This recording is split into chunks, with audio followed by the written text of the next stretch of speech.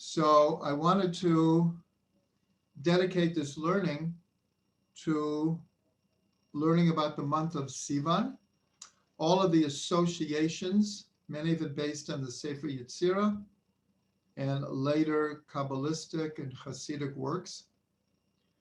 And then share also many different teachings from Rav Ginzburg relating to the month of Sivan. In fact, many of the teachings just about the month of Sivan are also from Rav Ginzburg, and we should always remember to continue to pray for a refuah shlema and a strengthening for our Rav Yitzchak Feivish and Braina Malka. And also that our learning tonight should be a shmirah for all the people of Israel. We should get through this difficult time and experience peace, especially right before Shavuos. Okay, so the month of Sivan.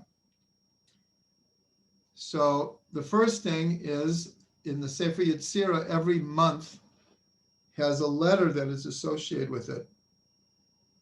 And the letter of the month of Sivan is Zayin.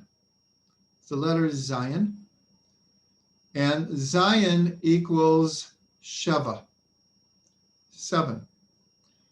So, like I said, we're going to go through many of the different associations, and a lot of them have cross connections, cross references.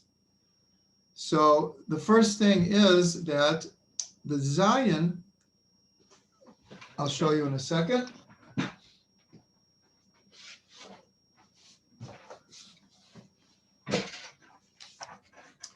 A Zayin is actually a Vav with a crown on it.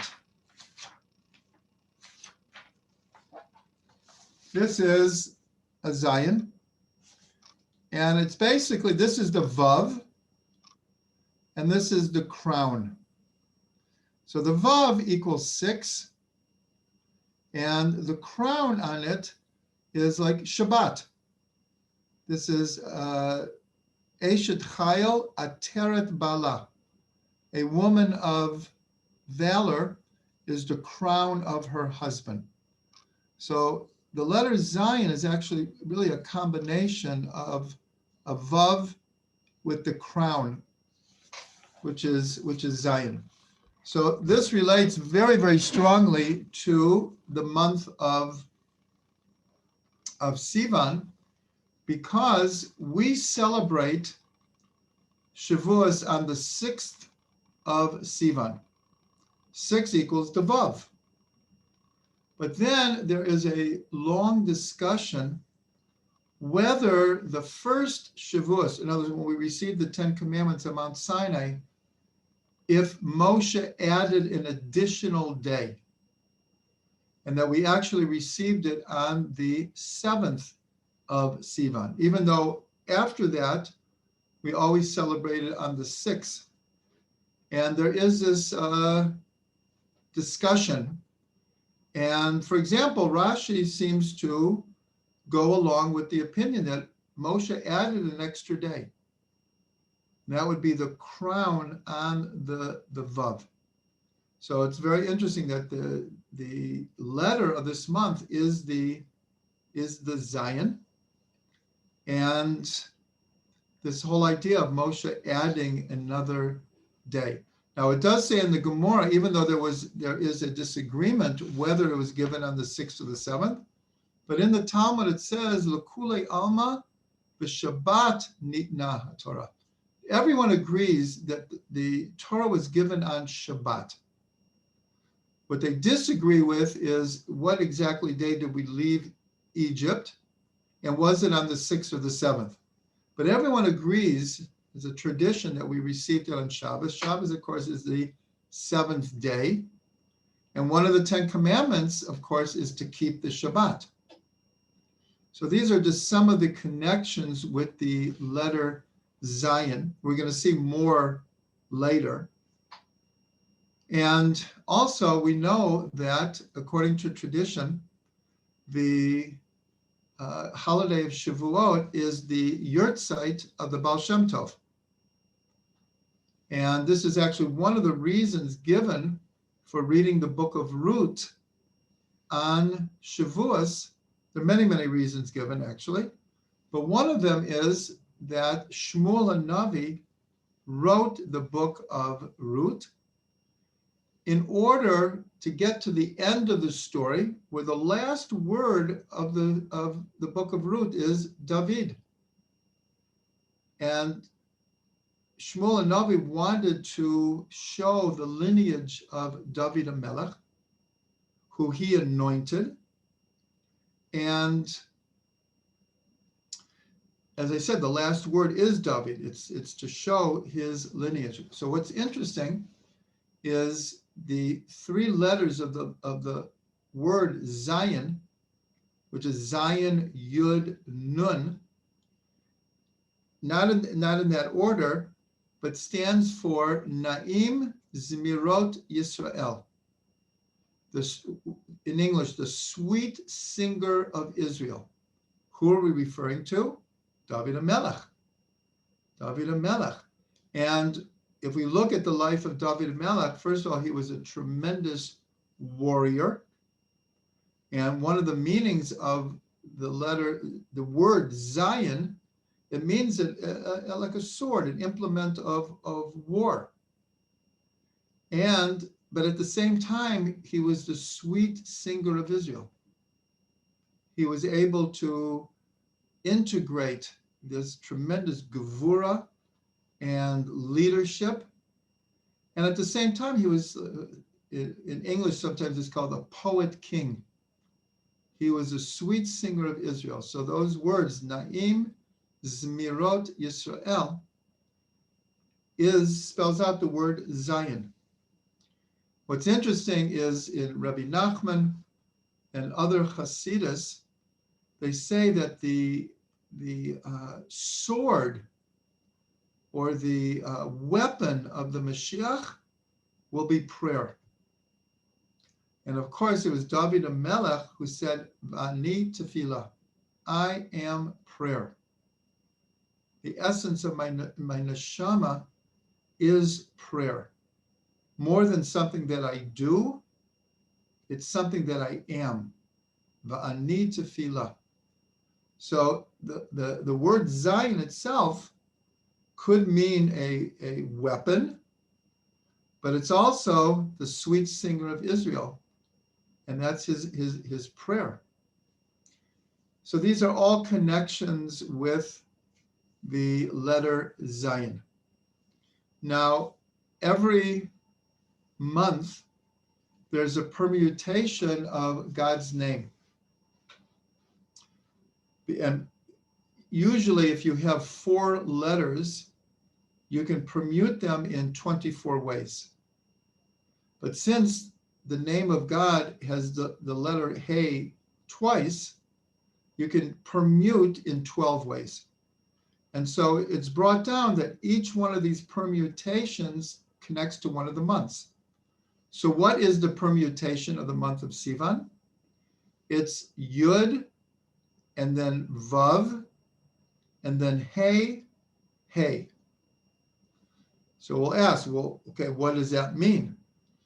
So Yud and Vav are what we'll call the masculine energy. And the 2 Heys are the feminine energy. So in the order of the month of Sivan, we have the Yud and the Vav, meaning the male energy coming from above to below. And the 2 receptive letters, the 2 Heys, are at the end of the word. And the whole idea is Shavuos is the giving of the Torah, but it's also the receiving of the Torah. So the Yud and the Vav of God's name represent God giving the Torah, and the 2 Heys in this permutation represent God, the people of Israel, receiving the Torah. So this also is it's a very simple meditation to understand the energy of the month of Sivan is this dual kind of energy. There's a very strong energy coming from above to below. And there's also a very strong receiving energy from below to above. Now, another connection, of course, with the letter Zayin and its numerology of 7 is Shavuos comes after counting 7 times 7 weeks. And the 50th day is Shavuos. So the Yud and the Vav combine to make the Zayin. That's what we showed before, that the Vav and then the crown on top of it. And so after the 7 weeks, the crown, in a sense, is God's revelation of the 10 commandments. Okay, now let's go on to some of the other associations. And one of them is the astrological sign. The astrological sign of Sivan is Gemini. And Gemini are called the twins, Tu'umim. And so we ask, what's the connection with the month of Sivan and this astrological sign? Now, the rabbis, even though certain parts of astrology are forbidden to us, meaning to use astrology to try to divine the future and to make plans and decisions according to the stars, that is what is forbidden to us. But there is a certain wisdom in the different signs and their influence in the world. This is accepted. It's talked about extensively in the Talmud. But we have to make the distinction between the permitted parts of what we'll call astrology and the forbidden parts. So what's the connection with Gemini, with the twins? That's the symbol, are the twins. So everyone comments, these are the 2 Luchot HaBrit. These are the 2 tablets on which the 10 commandments are written. In principle, it could have been given in 1 tablet or 3 tablets, but the fact that it was given in 2 tablets with 5 mitzvot on one side and 5 on another, this is called the twins, as it relates to the giving of the Torah. Sivan is an air sign. And for those who know, in the 12 months of the year, each month is associated with one of the elements.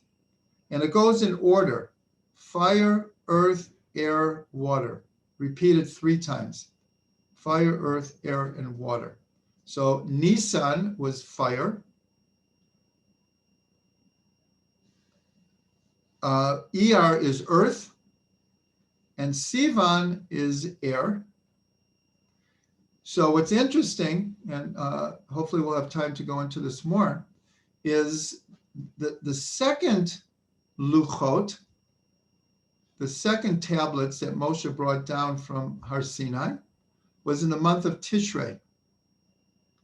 Now, Tishrei is also an air sign.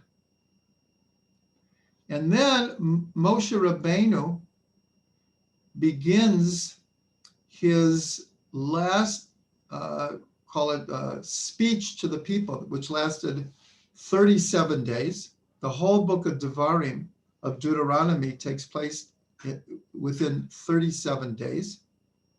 And it begins on Rosh Chodesh Sivan. Shvat.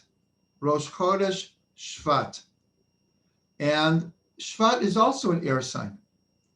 So here you have three very, very strong connections to Torah, the giving of the Ten Commandments, the coming down with the second tablets that contain the Ten Commandments, and then Moshe Rabbeinu repeating and reviewing the whole Torah before Israel goes, the people go into the land of Israel, and Moshe Rabbeinu passes away.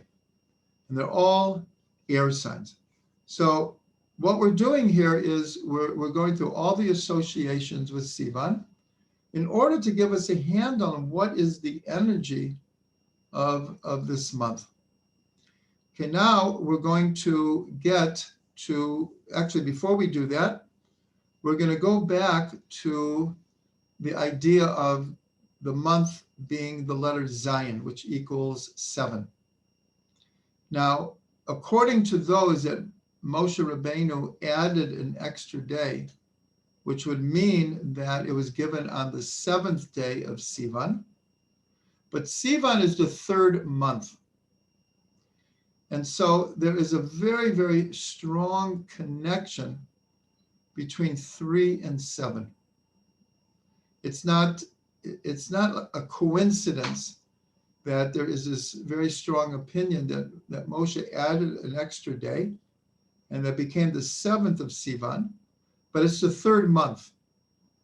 And we see this connection of 3 and 7 many, many, many times surrounding the idea of the giving of the Torah. So first of all, we know that before giving up the 10 commandments, there were the 10 plagues. And the way the plagues are broken up in the Torah, the way we read it now, is 7 of the plagues take place in Parshat Bo, and 3 take place in Parshat Ve'era. And we know mystically that the 10 commandments are very, very connected to the 10 Sfirot. And also with the 10 Sfirot, we almost always make a division between the top 3, which is Keter, Chachma, and Bina, or if we don't show Keter, it would be Chachma, Bina, and Dat. These are the 3 Sfirot of the, we'll call it the intellect. And then you have the lower 7 Sfirot, Chesed, Gevura, Tiferet, Netzach, Hod, Yesod, Malchut. And these are the 7 weeks we've been counting. And so, according to the Ari, what is the essence of the work during these 7 weeks? Is, in his language, is to draw down mochin into the 7 lower sfirot, to draw the moach, the intellect, into the lower emotional, behavioristic, instinctual parts of a human being. And that's why in the Tanya it always says, Hamoach shalit al halev, that the mind has to rule over the heart. It must also listen to the heart, and sometimes the heart knows even better. But in general, we need that the mind rules over the heart. So this is a connection, again, of 3 and 7. The third month and the 7th day, receiving the Torah. The breakdown of the plagues, which in a sense brought us out of Egypt to receive the 10 commandments.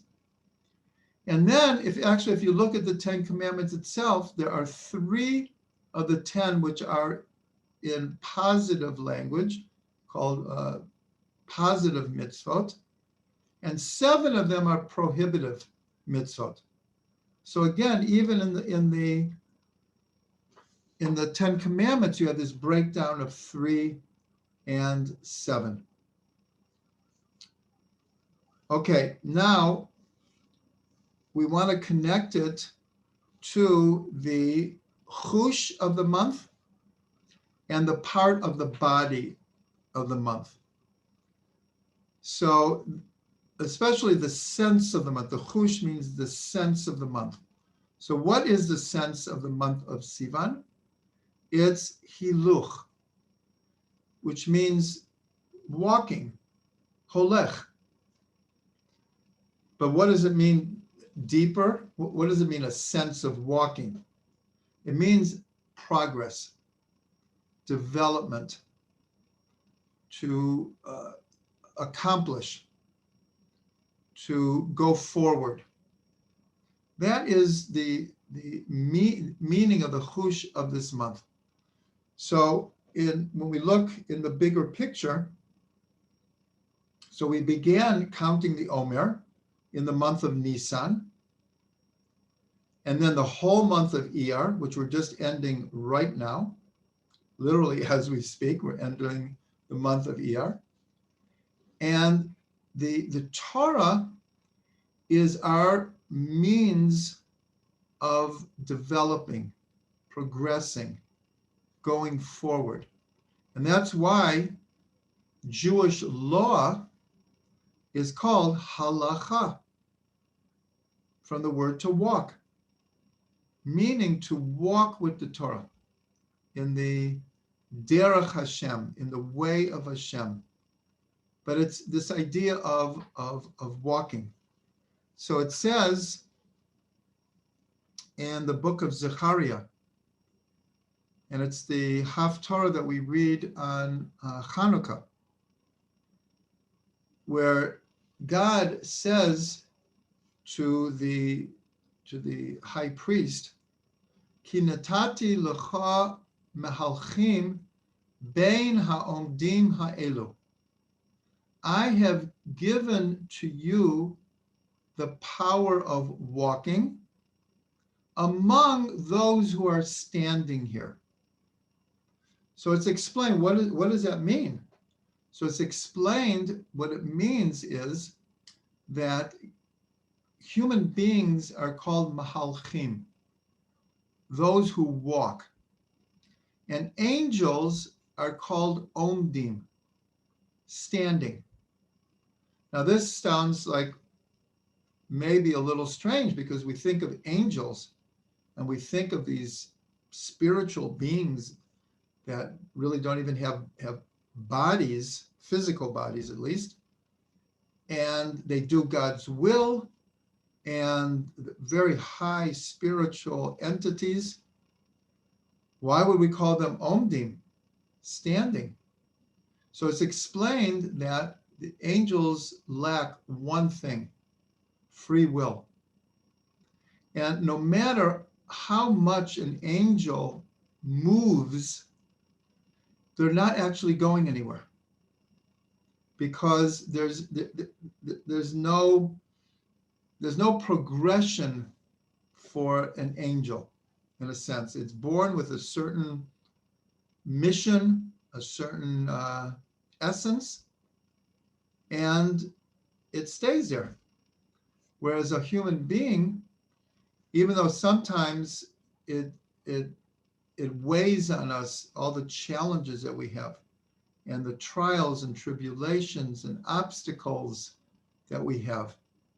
But when we can turn challenge into opportunity and tribulation or testing into accomplishment, then we actually progress.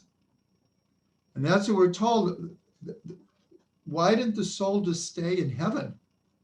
Now, what purpose is there to send a human being down to this very, very finite, material, physical, somewhat blemished world? What does the soul get out of this?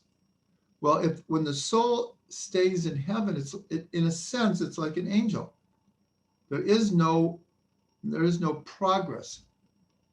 And so coming into this world with all of its challenges, and it's pretty much 24/7 for all of us. It never really ceases. But there's also constant opportunities to progress and to elevate and to refine and to grow. So this is the sense of this month. And of course, that goes along with receiving the Torah. Now, what gives us the power to grow spiritually and to be able to rectify and better and help? What gives us the power is the Torah. The Torah is our Kihem Chayenu v'Orach Yameinu. It is our life and the length of our days. And it is our inspiration to keep moving. So it's very significant that the very, very first words that God says to Avraham is Lech Lecha. Lech is the same root as Hiluch. That is the sense of this month. So the first thing that God says to Avram is, go. But Lech Lecha, go to yourself. There's a going in out, but that going out is totally dependent on going in. So it's a double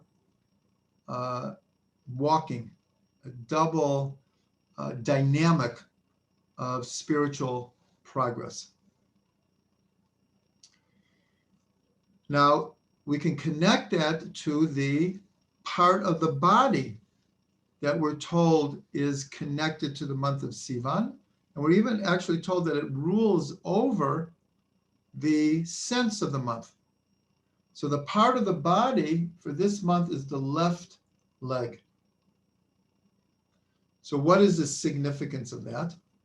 So we're told that, showing you again, Netzach is called the right leg, and Hod is called the left leg. And we're told that these two sfirot work together. The right leg, Netzach, is that first push, that first dynamic of enthusiasm, of taking on a project or a mission or a task, is like the expression, we want to start off on the right foot. So what's the significance of the left foot? Well, if you only take the one step, you don't get very far. So the left foot, which is Hod, represents the power to be able to continue something until its completion.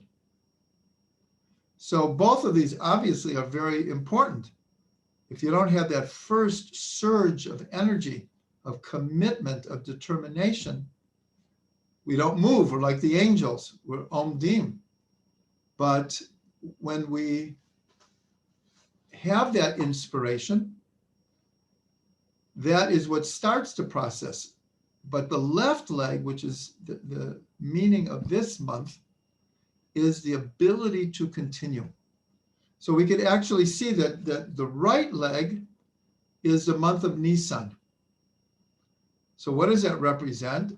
Our going out of Egypt with very few provisions, in almost a moment's notice, where an entire people were able to get it together and with total faith go out into the desert, into the total unknown. That was the energy of the right leg, of Netzach. In fact, the numerical value of Pesach equals Netzach, 148. Netzach equals Pesach. But what is the month of Sivan, the month that we're going into? We've now about to finish the 7 weeks of counting the Omer. It's a long cycle. 7 weeks is a long cycle. The question is, what happens after that? And that's why it's so important. The sense of this month is to continue what we've started. So whatever realizations that we may have gained during the 7 weeks of the Omer, whatever wisdom and inspiration we gained by coming out of Egypt, and hopefully each and every one of us had the experience this Pesach of being able to come out of our own Egypt. But this month is, how are we going to carry that forward? How are we going to keep on walking with that? And that's where receiving the Torah comes in, because that becomes our guide for the rest of the way. We came out of Egypt, we didn't have the Torah. Only in the month of Sivan are we getting the Torah. And so now, by attaching ourselves to the Torah, by learning and by doing the mitzvot, that is what gives us koach to keep progressing. That is the mehalchim. That is the walking. Okay, so now we're going to go deeper into this by connecting the left leg to the sphere of Hod. And these are a number of the things I've said already, of course, are from Rav Ginzburg.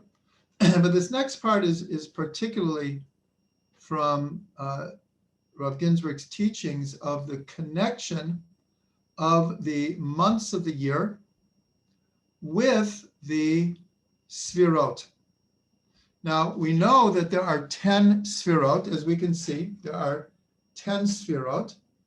But remember, there really is another sphera here of dat. And in the inner dimensions of the sphera, there are 3 levels of keter. So in other words, there are 10, we'll call it outside manifestations of the sphera, but there are 13 inner dynamics of the sphera. And so Rav Ginzburg has arranged a system where each of the months is connected to one of the inner dynamics of the Sfirot. And so he explains that the month of Sivan is connected to the inner dimension of Hod, the left leg. That's why the connection is so strong, because the part of the body is the left leg, and the sphere that's connected to the left leg is Hod. So the inner dimension of Hod is Tmimut, which is not an easy word to translate, but we're going to call it here sincerity, wholeness, sincerity and wholeness, as we'll explain. So there is a verse in Psalms, we say it every Shabbos morning. Torat Hashem Tmima, Meshivat Nefesh. The Torah of Hashem is whole, complete. It returns the soul. It returns the soul to its essence, to its source. When we connect ourselves to the Torah, we connect ourselves to really the essence of God, because the Torah is the will of God. And by connecting ourselves to the Torah, we connect to the shleimut, the essence of God, but also to ourselves, to a sense of wholeness. So this is the meaning of Tamimut, that Torah has a lot to do with being whole. That's why the halacha is, if even one letter is missing from the Torah, or a letter is broken, the ink has faded or something, the whole Torah, it becomes unreadable publicly. It has to be fixed. So there's something about the Torah that has to do with shleimut, with wholeness. And so when we connect to the Torah, which is whole, we're connecting to the whole of God. It brings us wholeness. And this is a very important teaching from the Baal Shem Tov, who said, if you hold on to a part of an essence, you are holding on to the whole thing. So one example is Shabbat. Shabbat is called 1/60th of the world to come. So you might say, that's it? Only 1/60th? That's not so much. But if we apply the Baal Shem Tov's teaching, if you're holding on to Shabbat, then you're holding on to the whole world to come. That's the expression. One day, Yom Shekulo Shabbat, a day that will be all Shabbat. So if you hold on to a part, you hold on to the whole. In other words, if you're doing a mitzvah, a singular mitzvah, which is limited in time and space, but if you do it with your whole heart and soul, at that moment you're holding on to the whole thing, to the whole Torah. You're holding on to God. That's what the Zohar says, that God, the Torah, and Israel, they're all one. So Rav Ginzburg teaches that there's what's called shleimut ha'am, the wholeness of the people. There's the wholeness of the Torah, and there's the wholeness of Eretz Yisrael. And each one, in essence, has to do with wholeness. Now, why are we saying all of this? Because again, Rav Ginzburg is connecting the whole month of Sivan, but more than that, the whole Torah, to this idea of tmimut, of shleimut, and of deep, it's hard to translate, sincerity. In other words, like there's no shtick here. There's no games being played.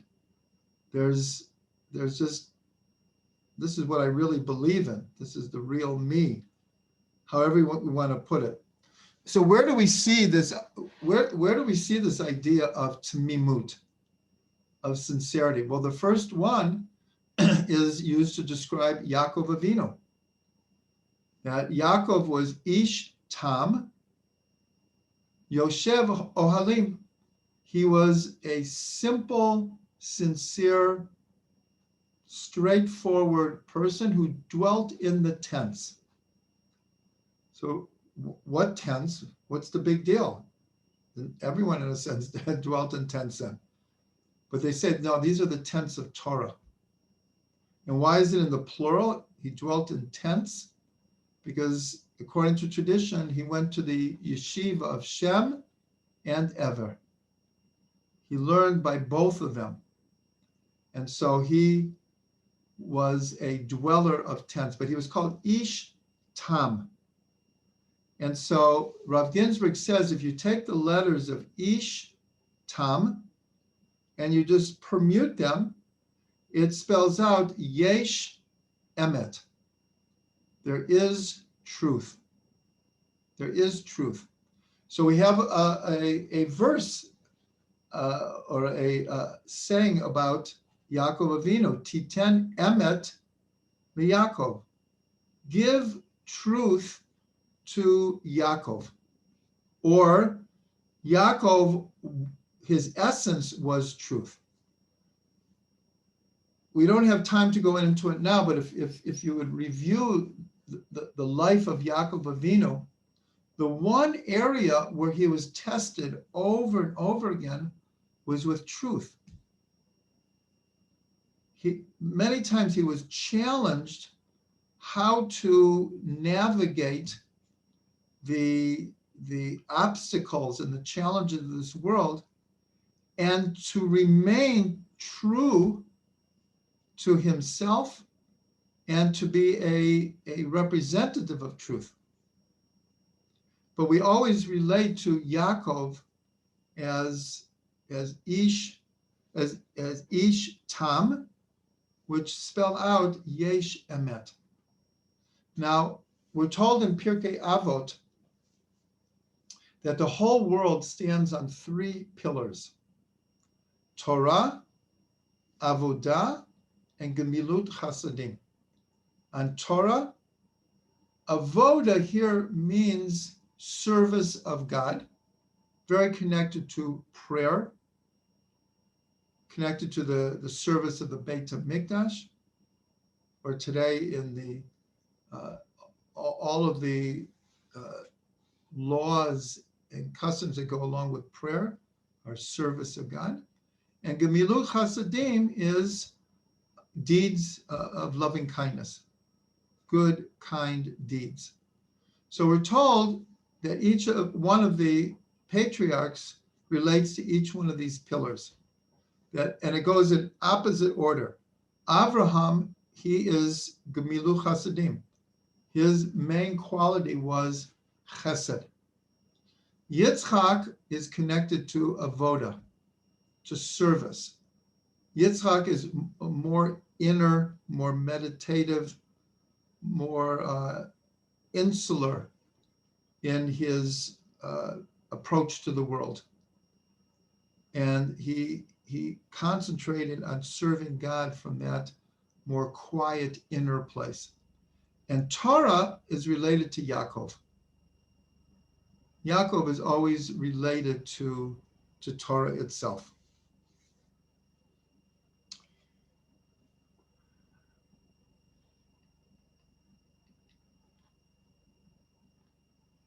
Now, one other thing that we could say, which is very interesting, if we look at the chush, the sense of Nisan, Iyar, and Sivan, we see a beautiful flow here. The sense of Nisan is speech, is dibur. The sense of Iyar is hirhur, is thought. And the sense of Sivan is hiluch, which means going, but here we can relate it to action. So we have speech, thought, and action. That's the flow here, because the truth is we've been in a 7-week flow. We began counting the Omer the second night of Pesach, and we've been on this trajectory ever since. And we're getting close to the climax. I'm looking out the window here and it's turning dark. So in a few minutes, it actually will be Rosh Chodesh Sivan. And Sivan is when we come to Har Sinai.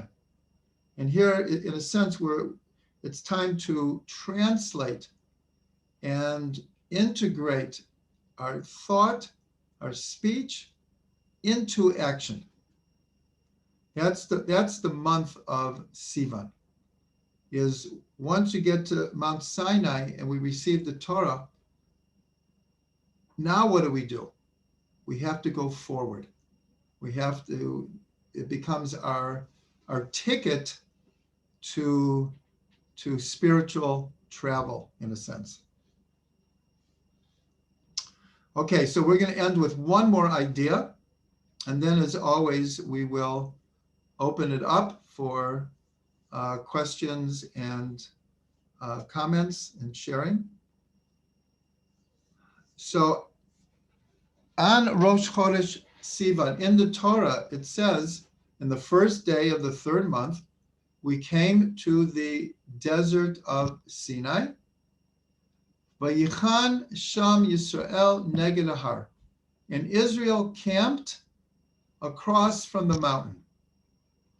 And Rashi points out that the word camped is written in the singular, vayichan, not in the plural like we would expect. We're talking about all of Israel. It's written in the singular. So this is maybe one of the most quoted Rashis in the entire Chumash. He says, when we came to Sinai, we came ki'ish echad b'lev echad, like one person with one heart. And he said, different than like any place else in our journeys in the desert. And when we look at life in general, very rare when we can say that all of Israel is like one person with one heart. So the question is, how did we get to this state of being so unified? It didn't happen in a vacuum. What brought us to this state? So there's two possible answers, and it's so relevant to today. It is so relevant because what happened right before we came to the desert of Sinai? We fought the battle with Amalek. Only days before, according to tradition, the battle with Amalek happened in one day. It was on the 28th of Iyar, which is just the same day as Yom Yerushalayim. It was Sunday night and Monday. And right from there, we came to the desert of Sinai. Now, it's so relevant because in the last 10 days or so, we have seen this in reality. For those who follow the politics of Israel, it's truly a bad scene. We've had 4 elections in 2 years. The political situation here is really a mess. I have to say, it's really a mess. And no one seems to know exactly how to get out of it.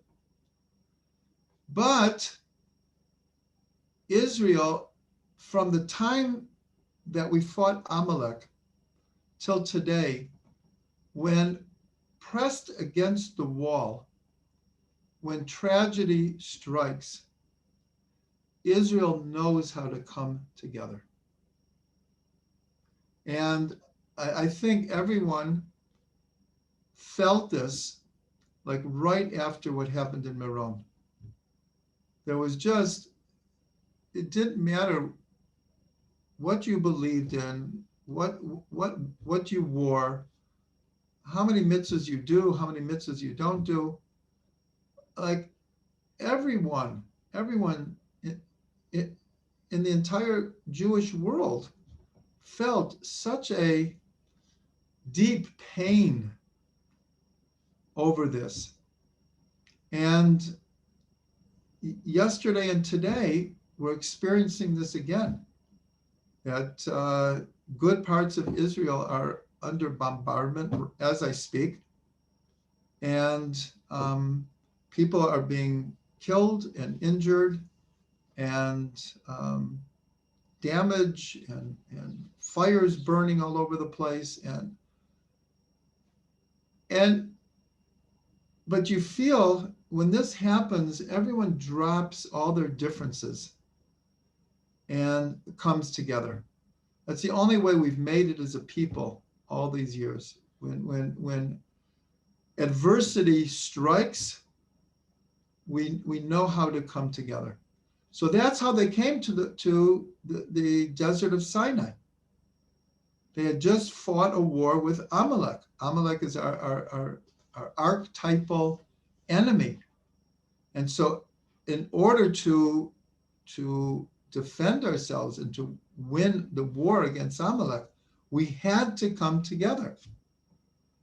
So I can only only pray that all of these challenges that we're feeling here in Israel right now is because God wants us to come together and get beyond the petty politics of the day and see a bigger picture of what we need to be doing and who we are as a people.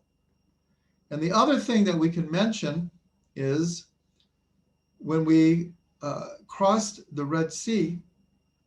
So as we know, we sang a song. And we're told this is one of the 10 archetypal songs sung throughout history.